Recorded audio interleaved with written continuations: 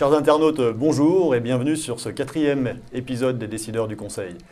Aujourd'hui, nous parlerons de la place de l'innovation dans la DSI qui, dans les grands groupes, n'a pas toujours la liberté de travailler avec les entreprises de son choix et notamment avec les PME. Pour parler de ce sujet aujourd'hui, je reçois Bertrand Petit.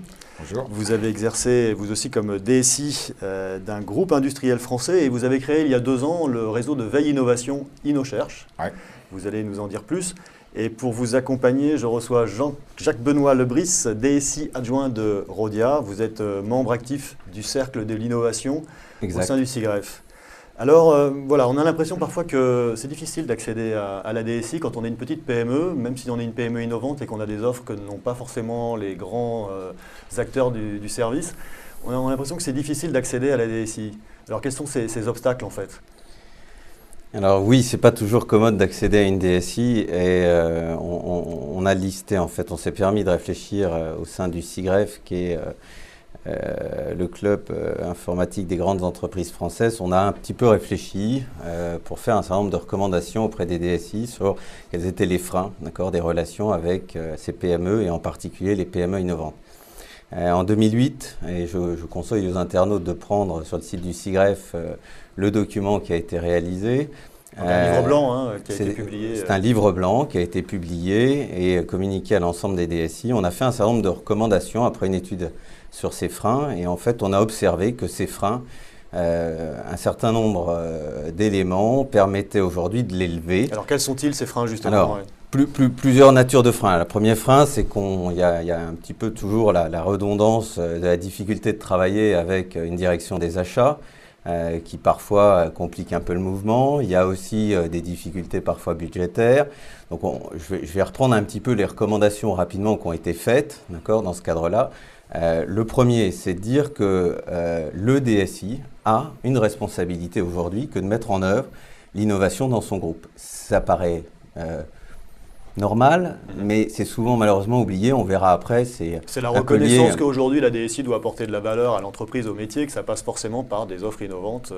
Des offres innovantes et surtout des technologies en permanente mutation qui font que le DSI est un peu au cœur, d'accord, de ces opportunités technologiques. Bon. Donc première chose, le DSI doit faire, d'accord, cette innovation, il en est en charge. Deuxième proposition, qui est de dire que la PME innovante, aujourd'hui, est un vecteur pour apporter cette innovation. Souvent, on a pensé que les intégrateurs étaient un vecteur, on a pensé que du travail inter-société était aussi un vecteur. La PMEI est un vecteur, il fallait le reconnaître et pour ça, on a fait un certain nombre d'études qui montrent que certaines sociétés réussissent mieux en travaillant avec des PME innovantes et plus vite. Troisième recommandation, d'utiliser, pour convaincre aujourd'hui sa direction des achats du bien fondé de la démarche, le pacte PME. Le pacte PME a été signé par la plupart des groupes du CAC 40 et du SBF 120. Mais le pacte PME est une initiative du SIGREF ? Alors, pacte PME n'est pas du tout une initiative du SIGREF, c'est une initiative du comité Richelieu qui aujourd'hui est reconnue sur la place de Paris pour faire signer un certain nombre de grands groupes sur leur bonne volonté et matérialisée par la publication du chiffre d'affaires réalisé avec ces PME. C'est un vecteur qu'il faut utiliser et on a décidé au SIGREF qu'il était plus intelligent d'utiliser cette organisation qui était aujourd'hui disponible sur le marché plutôt que d'en créer une autre. Ce pacte PME aujourd'hui officie auprès de chacun de ces grands groupes pour présenter des PME innovantes. Donc il faut l'utiliser et il faut recommander au DSI de l'utiliser. Voilà la 4e recommandation. Et la 5e recommandation, ça a été d'isoler un budget. Alors ça aussi, on peut dire que, à nouveau, c'est une tintaine, mais ce budget, aujourd'hui, on sait à peu près que dans toutes les DSI, 70% du budget est utilisé sur du récurrent, 30 à 40 en fonction des DSI pour des grands projets, super. On continue, mais on garde, d'accord, une petite cagnotte pour permettre de faire de l'innovation. Et cette cagnotte, malheureusement, souvent, elle est un peu trop vite oubliée. Donc je pense qu'il a été nécessaire de faire cette recommandation au DSI que de dire auprès de leur direction générale, gardez 5%, et c'est un chiffre qui a été publié, pour innover et ne tapez pas dans cette cagnotte, d'accord, au premier cost-cutting. D'accord. Donc alors, en synthèse, en termes d'obstacles, on pourrait retenir les achats pour le sacro-saint, rationalisation de la base fournisseur, on va dire, pour résumer, l'identification des PME, quelles sont finalement les PME innovantes? Alors je pense qu'il faut qu'on en parle après avec Bertrand, parce que l'identification c'est là que vous intervenez finalement, peut-être avec InnoSearch, c'est sur cette identification des PME éligibles à une collaboration avec la DSI d'un grand groupe. La veille innovation, finalement, ça prend beaucoup de temps. C'est-à-dire qu'il faut passer en revue beaucoup d'offres pour voir éventuellement celles qui correspondent à la problématique du bon moment. Moi, j'aime bien cette définition de l'innovation qui est valable un peu pour toutes les sociétés innovantes. C'est le paradigme de l'innovation, c'est avant l'heure, c'est pas l'heure, après l'heure, c'est plus l'heure. Donc, il y a un moment donné où, ça y est, c'est cette innovation-là dont on a besoin dans un groupe. Et il faut déceler ce moment-là. Donc la proposition de valeur d'InnoSearch, c'est de dire, nous, on va vous apporter la bonne innovation au bon moment. C'est ça. C'est d'être là toujours en contact avec premièrement, le DSI. on fait une sélection de sociétés innovantes. Donc nous, on en voit tout plein. Donc on en a vu une cinquantaine, par exemple pour les DSI. On en choisit une quinzaine avec des critères qu'on va vous expliquer. Et ensuite, au cours d'une réunion veille innovation avec le DSI, en tête-à-tête, ce qu'on va faire, c'est qu'on va pitcher au DSI ces 15 offres innovantes pour déceler parmi les 15, tiens, justement, ces deux-là, ça correspond exactement à ma problématique du moment. Et là, vous vérifiez que vous rentrez dans les 5% de budget avec l'offre innovante? Normalement, c'est ça. Non. En amont, les initiatives qu'a décrit M. Lebris, c'est je facilite avec les achats, je facilite avec le budget. Puis ensuite, le DSI doit faire son choix, il doit faire son travail. Donc, il y a deux obstacles qu'on vient essayer de lever. Premièrement, on lui fait gagner du temps. On dit, on vous fait gagner 45 heures. Nous, on a vu 50 offres. On en sélectionne 15, on vous voit en 1 heure en tête-à-tête en pitchant, puis au bout d'une heure, on dit « ouais, tiens, ces 2 ou 3-là, ça correspond vraiment à ma problématique du moment ». Et là, le DSI va rencontrer ces 2 ou 3 sociétés innovantes, et éventuellement, ils vont faire des projets, pas de projets, mais c'est leur route. Bon. Vous avez créé InnoSearch il y a 2 ans. Ouais. Déjà, il y a 2 ans, vous étiez ancien DSI d'un grand groupe industriel. Il y a 2 ans, la problématique était déjà là, et c'était évident en tant que DSI qu'il vous manquait ça, il vous manquait ce service. Oui, elle est vieille comme le monde, cette problématique. C'est-à-dire que là, ça s'aggrave parce que y a des phénomènes nouveaux qui sont passionnants, qui sont fascinants, comme le cloud, qu'est-ce qui se passe sur le cloud. Mais le DSI, ça lui fait encore plus de complexité. 100 millions de smartphones vendus l'année dernière, c'est plus que l'ordinateur portable et donc, vous voyez, le DSI, quand même, il est au carrefour de toute cette complexité et il se dit, tiens, on me donne un budget, il faut que tout marche, etc. Donc l'innovation, j'en ai déjà trop, non merci. Donc il n'est plus un facteur d'innovation. Donc il est vu en interne comme le gars qui fait que de la gestion. La gestion du récurrent, la gestion des projets. Mais est-ce que ce n'est pas finalement aussi les achats qui l'ont contraint à ça? Je veux dire, on lui a demandé, les achats ont acheté des TJM et ils lui ont demandé de gérer des TJM. Parce que les achats, surtout avec le pacte PME, ils ont compris, leurs grands patrons ont signé le pacte PME, il faut qu'ils y aillent. Alors c'est sûr qu'on n'a pas un système à l'américaine comme le Small Business Act où c'est obligatoire, donc c'est volontaire. Mais on y vient peut-être, c'est la première étape? Non, je ne crois pas, c'est pas le style français, mais je dirais que c'est la première. À l'échelle européenne, peut-être? Non, on ne va pas spéculer. Nous, on prend ce qu'il y a et on s'en sert. Et donc, dans ce qu'il y a cette volonté affichée. Donc, quand un acheteur il dit « Oh là là, vous êtes une PME, montrez-moi votre chiffre d'affaires, montrez-moi votre truc », la société innovante, il dit « Attendez, je vous rappelle, votre PDG a signé le pacte PME, vous voyez, c'est écrit là. Donc, vous devez travailler avec des PME. Bien sûr, une PME, c'est petit, quoi. C'est pas des millions d'euros de chiffre d'affaires, c'est pas des... » Alors, Rhodia a signé le pacte PME.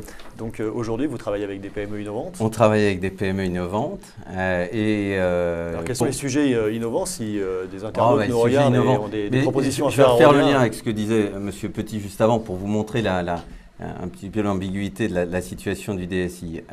La consumérisation dont vous parlez, c'est vrai que c'est très perturbant dans des groupes qui standardisaient un certain nombre de choses. Donc ça, c'est un effet qui n'est pas toujours commode à gérer. Et deuxièmement, vous avez quand même la globalisation de ces systèmes d'information qui font qu'aujourd'hui, on est sur du 24-24-7-7 avec des process communs d'entreprises mondiaux. Et une fois que vous avez déjà réussi à résoudre ces 2 sujets, en plus du classique DSI qui gère son budget et anime sa famille informatique, on comprend assez vite que l'innovation, souvent, vient un petit peu comme le parent pauvre, d'accord, dans la relation. Et pour répondre et faire le lien, il y a un certain nombre de sujets aujourd'hui, comme le moteur de recherche, comme les réseaux sociaux, comme un certain nombre d'outils informatiques sur la virtualisation, qui permettent de faire rentrer aujourd'hui des PME innovantes sur des sujets qui ne sont pas matures et sur lesquels le DSI doit s'essayer. Il doit accepter, d'accord, de faire un certain nombre d'essais qui se transformeront de temps en temps en succès et parfois en erreur. Fera un petit peu du petit bois, mais ça fait partie aussi de la charte, d'accord, qu'il faut passer sur l'innovation. C'est toutes les innovations ne seront pas gagnantes. Alors, et c'est vrai qu'aujourd'hui, dans la mentalité française, quand je vais présenter un budget à une direction générale avec des projets de plusieurs millions d'euros, l'échec est interdit. Et on voit quand même en France un petit changement de mentalité où certaines directions commencent à dire à leurs dirigeants « arrêtez d'être parfaits et apportez-moi plus d'opportunisme ». Mais est-ce que la PME n'est pas condamnée à faire des POC, des proof of concept, alors, qui vont derrière être signés en termes de projet avec des grands groupes? Alors, ça, vous me reprendrez, Bertrand, mais il y a une chose qui est passionnante. C'est la transformation de ce que vous appelez les POC, d'accord, en pilote opérationnel. C'est vrai, on a noté ça, vous lirez dans le document du rapport qu'on a réalisé, dans le livre blanc. On a un syndrome qui est que l'époque, au lieu de durer 3 mois, dure 9 mois ou 10 mois, et qu'au bout de 10 mois, personne, d'accord, n'a le courage, d'accord, de prendre une décision parce que Big is Beautiful, peut-être réfléchir une deuxième fois, on ne sait jamais si on pouvait faire. Des cycles de décision extrêmement donc, longs. C'est là la responsabilité aujourd'hui du DSI, que de créant cette cellule innovation avec les partenaires qui sont les business de l'entreprise, parce qu'il est hors de question de créer ça seul, sinon ça fait des groupes de professeurs nimbus qui restent dans leur technologie. C'est là qu'il faut définir un process, une méthodologie, une charte, d'accord, qui donne un engagement que le proof of concept ne durera pas éternellement et se finira par une analyse très objective de « a-t-on créé de la valeur ?» Et je recommande, moi, aux PME innovantes, quand je les vois, définissez, d'accord, cette charte de go-no-go dès le début du proof of concept. N'attendez pas la fin pour dire « bon, alors, comment on analyse si on a créé de la valeur chez vous ou pas ?» Mais pour revenir, M. Salcé, sur un peu la raison pourquoi maintenant ça devient vraiment critique. Bon, alors tout le monde entend parler de l'ère du numérique, etc. Et c'est vrai qu'on est en plein dedans.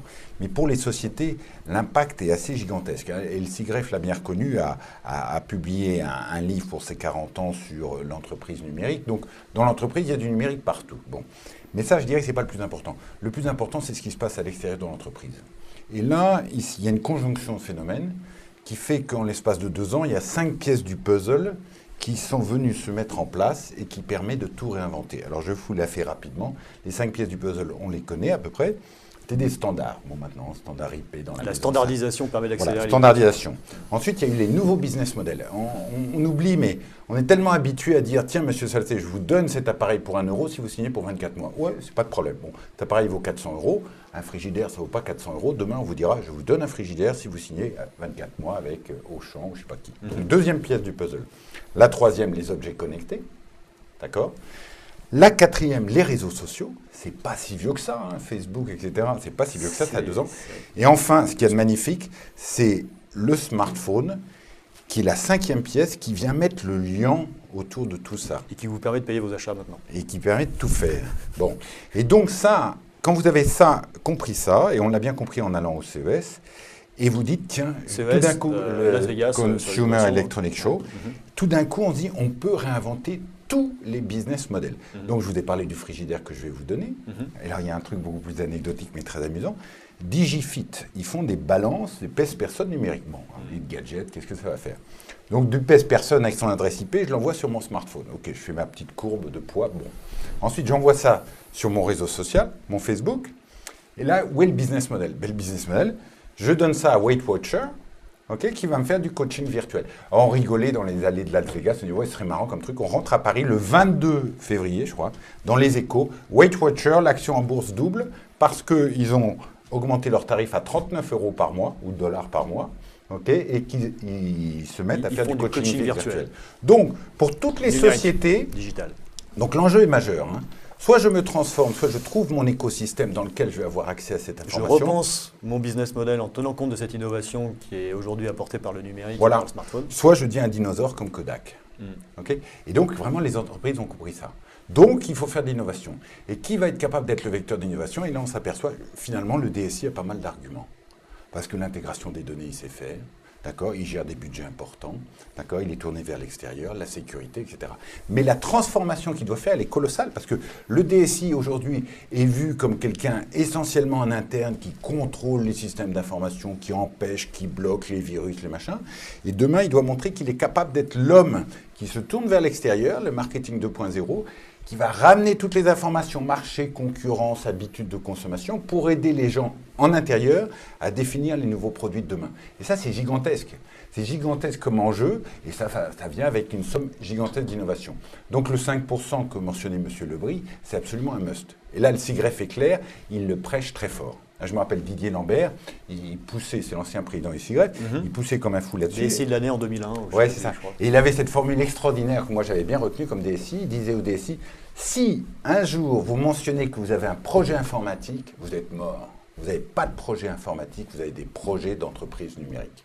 D'accord? Et ça change toute l'approche de ces projets. Bertrand Petit, merci. Merci.